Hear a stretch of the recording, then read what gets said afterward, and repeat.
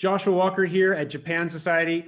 Really excited to have Miho Walsh join us for tea time today. Miho Walsh was the executive director of the Asian Cultural Council for almost 12 years. For those of you that know this institution, it's a fabulous institution. The ACC is a U.S. nonprofit foundation providing opportunities for international cultural exchange to artists, scholars, and professionals in Asia and the U.S. What are kind of your main observations that you make about the U.S.-Japan relationship and just how important cultural exchanges are to this alliance that has kind of been serving us for the last 75 years? The U.S.-Japan relationship is really, I think, testimony to where cultural exchange proved to be so critical and so important and so successful. The founder of the Asian Cultural Council, and I know chair of the board, I think, for Japan Society for many years in the 1950s, John D. Rockefeller III went to Japan after World War II and was part of this special commission under the direction of John Foster Dulles. And it was really then when they decided this is not going to be a punitive relationship. This is going to be one that is grounded in respect, grounded in this idea of building a positive interdependent relationship. And I think when you think back on the last sort of 75 years since World War II, and the Japan-US relationship is so strong, and I think it is because the relationship has been built not only on sort of political talks and economic policies, but really this cultural front. And now when you think about cultural exchange between the United States and Japan, I mean, it's multi-generational. Generations of people are talking about how their parents, their grandparents, even their great-grandparents might have had a cultural exchange experience. I can literally feel the shadow of John D. Rockefeller III as I sit here in the Japan house that he donated and kind of really reinvigorated Japan Society. But you're right. I mean, it really was a moment in time that these kind of forefathers really thought about how cultural exchange could be so important. Is there something different, or kind of in your experience, you were working in terms of the Asian context, about the U.S.-Japan versus other Asian countries, or something about this relationship that makes it kind of what it is? Is it really people like John D. Rockefeller III, or is it something culturally about these countries, or maybe other parts of Asia that make it unique or different? I think what's so impressive about the U.S.-Japan relationship is that literally these two countries were at war, and to see where they are today. And I think it takes a commitment of the people, and probably a uniqueness about each culture. I mean, they're vastly, vastly different. When you think about Japanese culture, I think in terms of my own personal experience, I think of it as a culture that is so unique in the sense that it has this deep, deep respect and sort of profound appreciation for tradition. And yet at the same time, there's this very sort of cutting edge, new sort of modern cultural side to Japanese culture. And then when you think about the United States, it's a very young country. Culture in the United States is very, very diverse.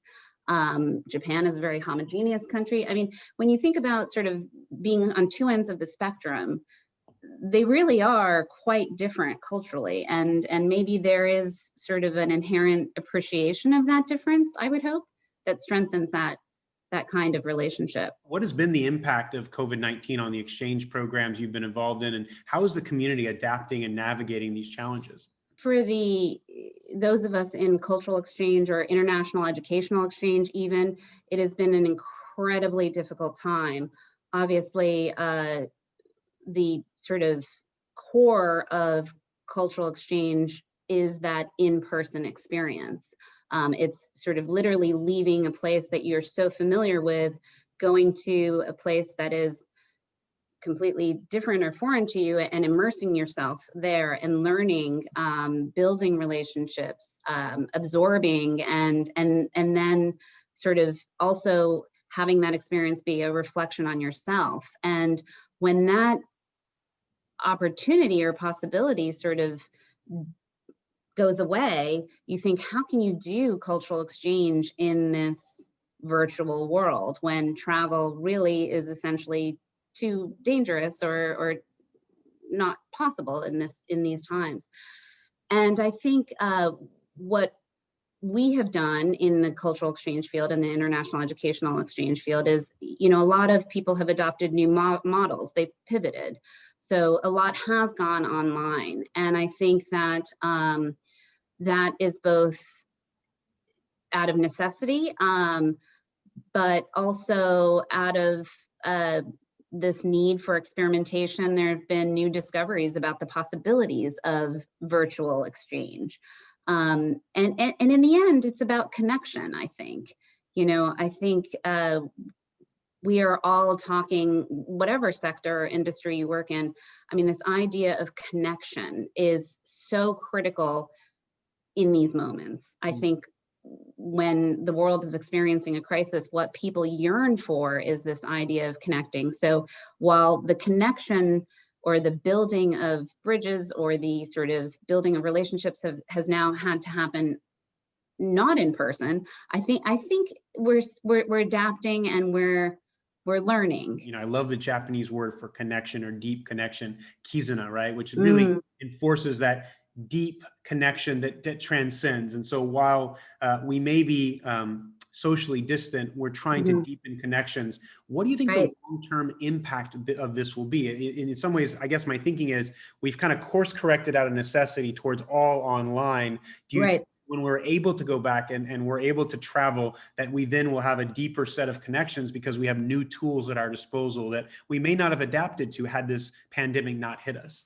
Absolutely. Absolutely. I feel very, I feel very positively about having to move a lot of the sort of content and then the mechanism into a virtual space. I'd like to see, as we come out of COVID and travel does become possible, I'd like to see us not give up on the virtual. I think that there's a lot of preparation that can happen before you embark on a cultural exchange experience that could be very useful. And of course, once you sort of,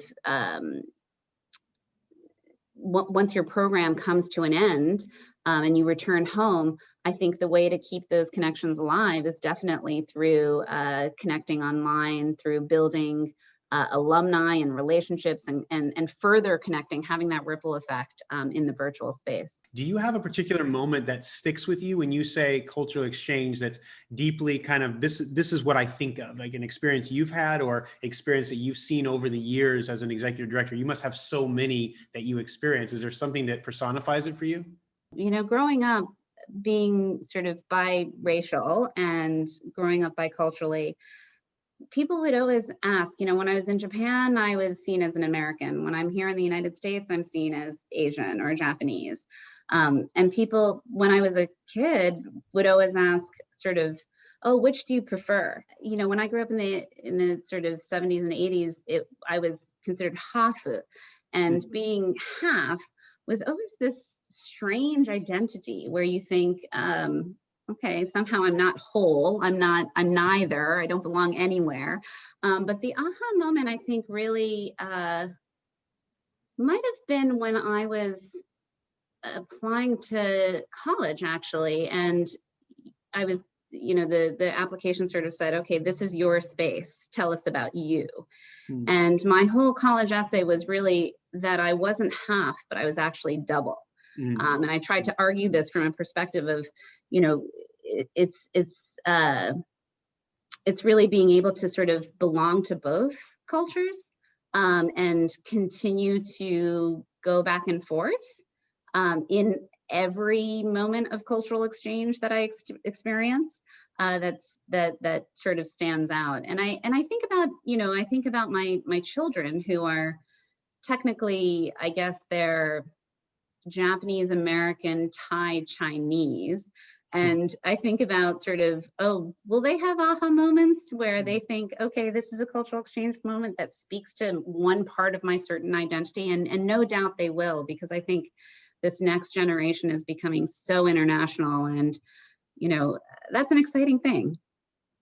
That's great. I just love listening to that. And even the concept of hafu, which to some Americans is like, how could you say that? And, now when we see the Naomi Osakas, the Rui Hachimura, Right, the World Cup rugby team, when I was growing up in Japan 30 years ago, they would have been exactly that. They would have been considered hafu, and there would have been a question. They don't look Japanese. Now they're right. being embraced and celebrated, and just because of their success in their professional sports area. But we see it in other places too, in terms of cultural and musical and other exchanges. And there's something Right. about this city, New York, and this country, America, that is that melting pot that I just love. And so I do think that diversity. And so I love listening to your story on that. Let me ask you a final question. Sure. How do you plan on using all this great experience that you've built over these numbers of decades? Mm. You said it's part of your DNA. How do you plan on building that experience in the field for the next decade? It sounds like a lot of this will be in your children in terms of working with them to identify, but Right. there's also there's a lot out there, and the world needs cultural exchange, as you pointed out. What are you planning to do with all that experience next? Well, thank you for that question. No, it's an exciting time for me for sure. Thinking about and looking at actually a few sort of next steps. And I think what I can say is that, this has been an incredibly fulfilling, rewarding, extraordinary experience because of the people that I've met. And so I think my next steps will definitely be involved in cultural exchange in one way or another. I can't leave this space. I'm too passionate about it. And I do think that having this idea of being in sort of an international space, being in a space where we can serve. And I know you think a lot about this too from your position as president of the Japan Society, but we have been given such enormous privilege to be able to be exposed and to be able to be immersed in more than one culture. And so I think it's critical for those of us who have been privileged enough and lucky enough to have these kinds of experiences to continue to apply them in our future careers and in our future lives, really. Well, Miho, I just want to say thank you on behalf of all of us that have kind of watched you and also seen the amazing leadership you've given to ACC, and also to see what comes next, both from here at Japan Society and on a personal level. Thank you for your leadership. I personally have benefited from it. So looking forward to seeing what comes next. Thank you for joining us for tea time today. Joshua, actually, I have one thing that I did want to show you. I was reminded of it just now, but and I don't know if I hold it up, if this will work or if it will be backwards, but I purchased this work by Noriko Shinohara, who is the wonderful artist who was featured in Cutie and the Boxer, the movie, the wife to Ushio Shinohara. I purchased this at a Japan Society auction a few years ago. And my son asked me a number of years ago, he sort of said, he was asking me about my job and what do I do? And I said, I was working in the cultural exchange space and I worked with artists. And he said, sort of, why? And I said, because artists speak a universal language. And it's kind of, and I sort of paused and he said, like magic. And a year later, I was at the Japan Society Art Auction and Benefit, and I saw this piece by Noriko Shinohara, and the caption reads, "Darling, I'll make magic." And so on that note, I wanted to share with you, thanks to the auction and the opportunity to collect this beautiful work. I think about Japan Society often, and I think that you and I and all the rest of us working in cultural exchange should continue to make magic.